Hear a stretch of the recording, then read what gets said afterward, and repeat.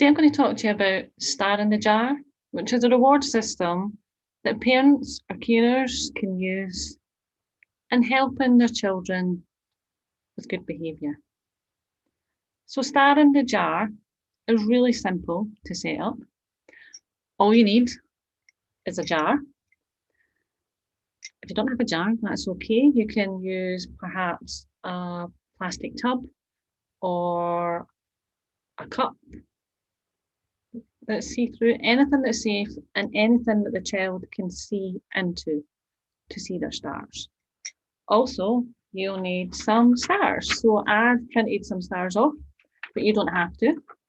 You can draw them yourself, or your children can draw them and get really creative and cut them out into little stars like this.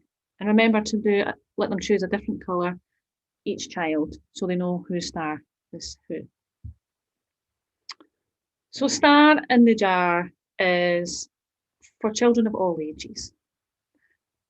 For young children, we recommend that we do 5 stars as a maximum daily. Younger children really work in the short term. Lasting longer than a day might seem too long for them, unachievable, and they may just tend to lose interest. Older children, they can think more long term.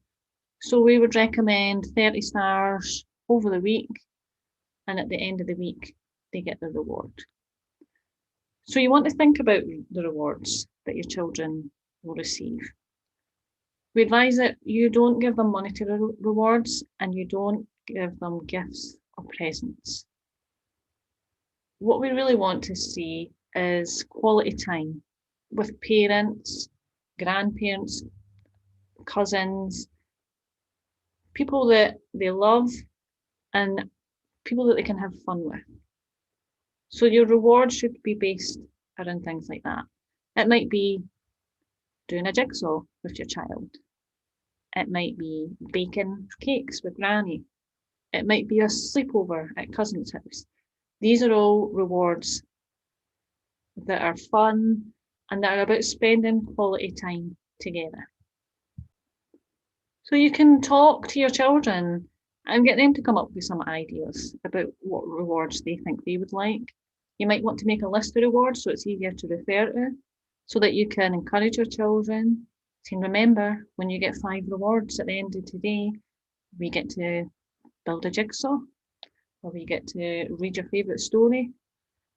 Just keep encouraging your children and reminding them that something good is coming at the end. So we want to make these rewards achievable for our children as well. We don't want to be setting tasks that your children are going to find really difficult because we want them to do it, or because we want something tidied up, or we want something at the end of the day that makes our lives a bit easier. What we want is achievable tasks. And we also want to reward when our children are coming up with these tasks as well. So, for instance, they might tidy their toys up after they've played with them. Therefore, they would receive a reward for that.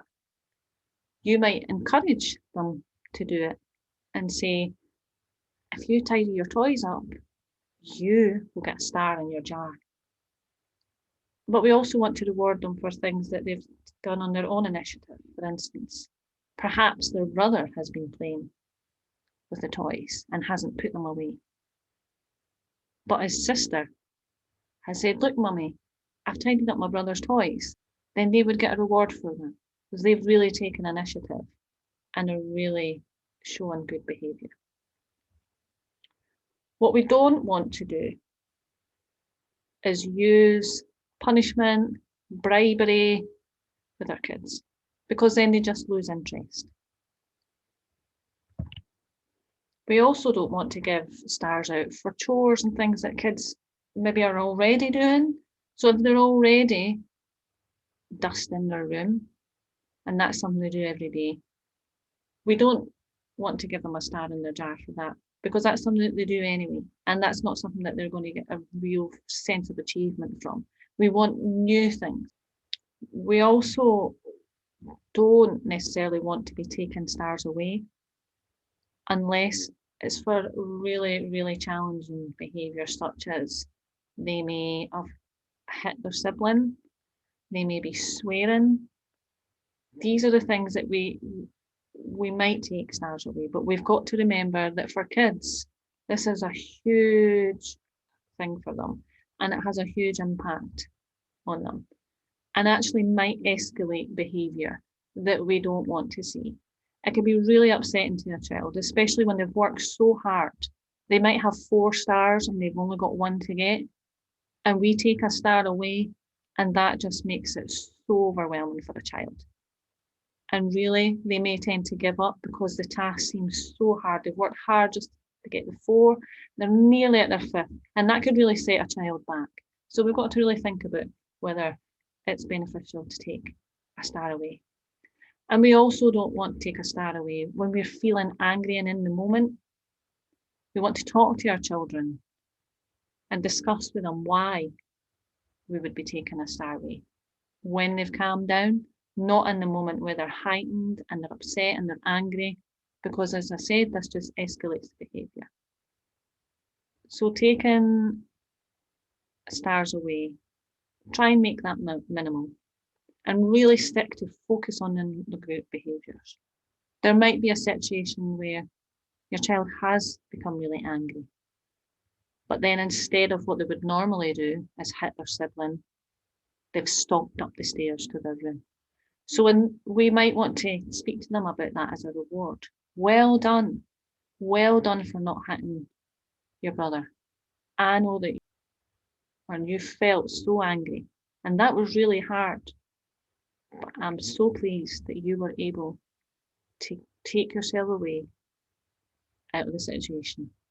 And that's a big step forward, and that shows children that we're allowed to be angry. It's what we do with our anger. And that's taking yourself away, whether you're stomping and you're still trying to get some kind of reaction, or for someone to notice that you're angry, rather than chastising that behaviour, we look at what they did well in that moment, different from what they would normally do. And that then leads children to making better choices. So I encourage you to also make your own star in a jar. Your children might actually come up with the idea, and I think it's a great idea, because as parents, as adults, we're not perfect and we make mistakes, and sometimes we need to look at our own behaviours when we are modelling to our children. We might have made Daddy a cup of tea, and our child will say, "Well done, Mum, you deserve a star." So getting involved in things like this with our children really helps for them to see that we are willing to change and to model and to be better, especially if we're expecting our children to be better. Also, they may want to decorate their jar, which I would encourage, make it personalised, so they can do that. You can get involved as well. But it's a really simple tool to help model and to help children get a sense of achievement and work towards good behaviour. I hope you've enjoyed that. Thank you.